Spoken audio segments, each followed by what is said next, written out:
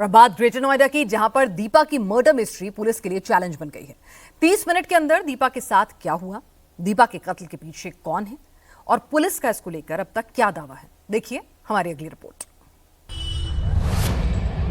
Greater Noida में इसी car के नीचे से दीपा की डेड बॉडी मिली थी।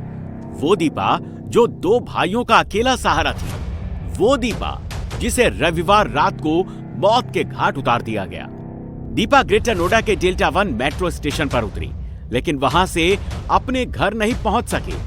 रविवार शाम को दीपा अपने ऑफिस से निकली। ऑफिस से निकलने के बाद वो ग्रेटर नोएडा मेट्रो पर पहुंची और डेल्टा मेट्रो स्टेशन, जो कि मेरे पीछे है, यहां से वो मेट्रो से बाहर निकली और बाहर निकलने के बाद अपने घर जाने के लिए, यानी कि सेक्टर बीटा 2, जो कि यहां से पास में पड़ता है, दीपा ने यहां से कोई टैक्सी हायर की, बाइक हायर की, या फिर दीपा का कोई जानने वाला उसको यहां से पिक करके बीटा 2 पहुंचा, जहां पर वो किराए पर रहती थी। और घर से बेहद चंद कदमों पर लाश मिलती है दीपा की।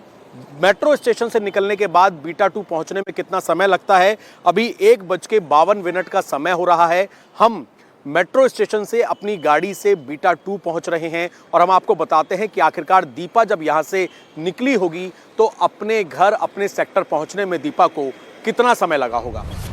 हमारे सहयोगी ने इस दूरी की जांच की तो ये सामने आया कि दीपा को 30 मिनट के अंदर ग्रेटर नोएडा के डेल्टा 1 मेट्रो स्टेशन से बीटा 2 पहुंच जाना चाहिए था। दीपा पहुंची तो सही, लेकिन जिंदा नहीं। तक दीपा की तरह डेल्टा मेट्रो स्टेशन से हमने भी अपना सफर शुरू किया। 1:52 पर हम डेल्टा मेट्रो स्टेशन से निकले अपनी गाड़ी से और अभी 2:04 का वक्त हो रहा है, यानी कि 12-13 मिनट में मात्र हम डेल्टा मेट्रो स्टेशन से बीटा 2 में, जहां पर दीपा का घर था, घर से चंद कदमों की दूरी पर जहां पर डेड बॉडी मिली थी, यानी कि पार्क के पास, इस गाड़ी के पास जहां बॉडी मिली थी, वहां पर हम 12 से 13 मिनट में पहुंच गए। घर से चंद कदमों की दूरी पर रात के अंधेरे में उसकी बेरहमी से हत्या कर दी गई। इसी कार के पास दीपा को मारकर फेंक दिया गया।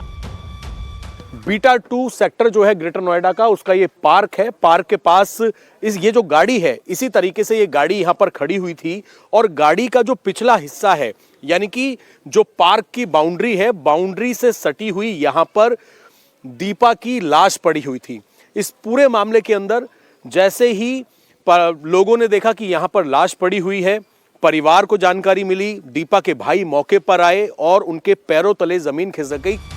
दीपा के शव को गाड़ी के नीचे छिपाने की कोशिश की गई और इस पूरी वारदात को इस तरह से प्लान किया गया जिससे यह मामला लूट का दिखाई दे।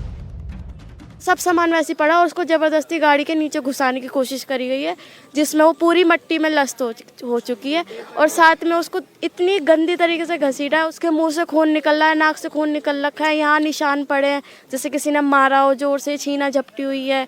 लेकिन उसका पर्स वर्स सब कुछ, उसमें सब कुछ मिला है, पैसे वैसे सब कुछ है वहाँ पे, बस उसका फ़ोन छीन के ले जाया गया है, बाकी उसका सब सामान वैसे पड़ा।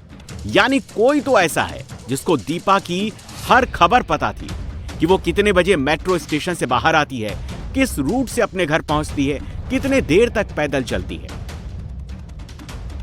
ऐसे में या तो दीपा का पीछा हुआ या फिर कातिल को यह खबर थी कि दीपा इसी रास्ते से गुजरेगी और इस दौरान वहां कोई मौजूद नहीं होगा। दीपा ने आखिरी बार अपनी बुआ से बात की थी, जिन्होंने बताया कि बात करने के दौरान उसने किसी को कोई पेमेंट भी की थी। शाम को मैंने 8:15 बजे फ़ोन करा। मैंने कहा नई साल से बच्चों से बात नहीं हुई है, ये अपना बहन भाई कमा खा रहे हैं, तो मैंने कहा मैं भतीजी को फ़ोन मिला तो ये ड्यूटी से जॉब करके निकली। इसने फ़ोन ऑन करा तो कहने लगी बुआ मैंने अभी फ़ोन ऑन नहीं करा है, मैंने नेट भी चालू नहीं करा, आप ठीक हो? मैंने कहा हाँ बेटा मैं ठीक हूँ। तो कहने लगी ठीक है बुआ, अब मैं घर पहुँचने वाली हूँ, आप भी खाना पीना खाओ। क्या बताया वो कहाँ थी उस टाइम 8:15 साढ़े 8 बजे? ये बस इसने किसी को पेमेंट किया है। इसने जब फ़ोन पे बात हुई तो कहने लगी भैया पेमेंट हो गया, इसने इतना बोला है और कहने लगी ठीक है बुआ मैं घर पहुंचने वाली हूँ, आप भी खाना खाओ। दीपा ग्रेटर नोएडा में अपने भाई के साथ किराए के मकान पे रहती थी। वो अपनी जॉब पर गई थी लेकिन वापस अपने घर नहीं लौट सकी। सुबह तो चली गई वो आराम से, रात में सोचा कि चलो वो ड्यूटी कर रही हैं अभी, 9:30 बजे तक उनके भाई ने फ़ोन लगाया तो वो फ़ोन लगा के बात की कि भाई मैं बैठ रही हूँ मेट्रो में। उनकी बुआ से भी बात की तो वो बुआ ने भी बोला कि चलो बुआ मैं घर पहुँच के बात करती हूँ, तो उनकी बुआ ने बोला ठीक है। तो वो बैठ गई। फिर उसके बाद से वो मेट्रो 51 से तो बैठ के आ गई यहाँ तक, डेल्टा तक। डेल्टा से नहीं पता चला उन्हें। दीपा का मर्डर लूटपाट से ज्यादा एक प्लान्ड मर्डर नजर आ रहा है।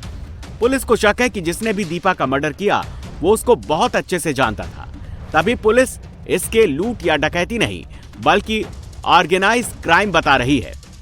जहां पर ये बॉडी मिली थी, इस जगह से लेकर अगर हम आपको घर दिखाएं, बेहद कदमों पर 10 से 15 कदम के दूरी पर वो घर है जहां पर रेंट पर दीपा रहा करती थी। अब आप सोचिए कि मेट्रो से निकलने के बाद अपने सेक्टर तक दीपा पहुंच जाती है और सेक्टर में पहुंचने के बाद मात्र 10 से 15 कदम पर इस घर के अंदर वो किराए पर रहती थी।